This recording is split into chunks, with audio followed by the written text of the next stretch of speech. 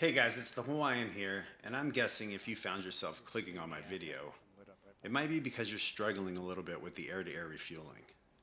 Now, I'm no expert, and so far I've only experienced doing it with the F-18 Hornet, but I've gotten pretty good over the last few months. One thing I've learned is that there are no YouTube tutorials or online forum discussions, Facebook conversations that have really helped me more than just practicing a lot. It took a lot of frustration before I was able to reliably refuel. I've seen a lot of advice from people telling you not to look at the basket or to find a reference point on the tanker to look at while you try to hook up. And I'm not saying that they're all wrong, but what I found works best for me is to just stare right at the basket and put the probe in it. Or even better, like I do in this example, just let the refueling basket come to you. Pre-contact at 23,000 at 270.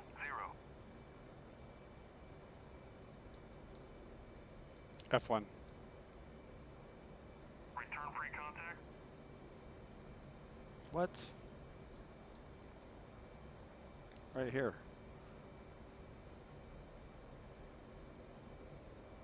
F1. Cleared contact.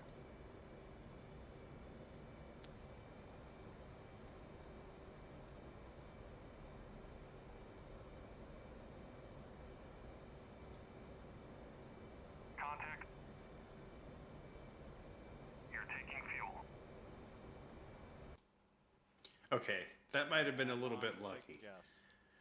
Unfortunately, guys, there's no quick solution to your air-to-air refueling struggles that I can think of.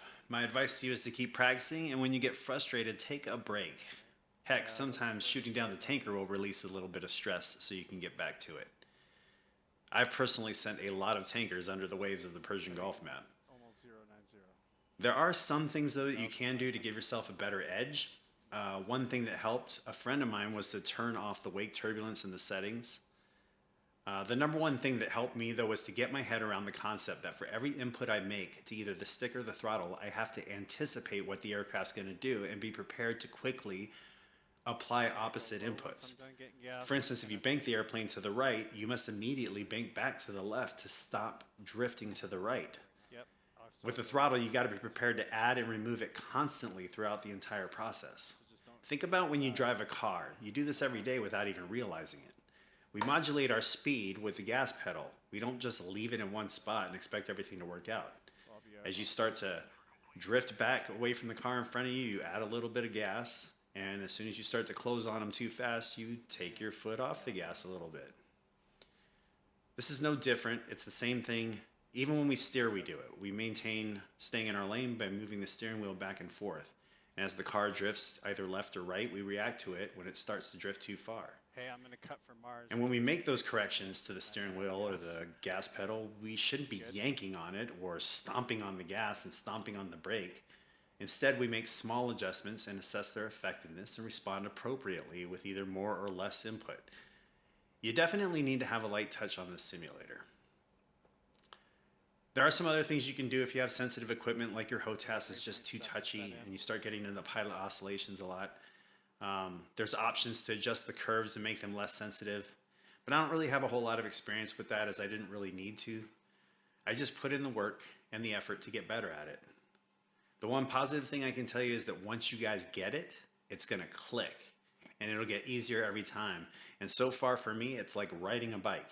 No matter how much time I take away from the game, when I come back, air-to-air refueling is a cinch. Now I know this isn't probably what you guys came here for and what you were expecting, but it might be what you need to hear. The only way you're going to get better at refueling is to do it yourself. Nobody can do it for you. So good luck, and I'll see you guys in the skies.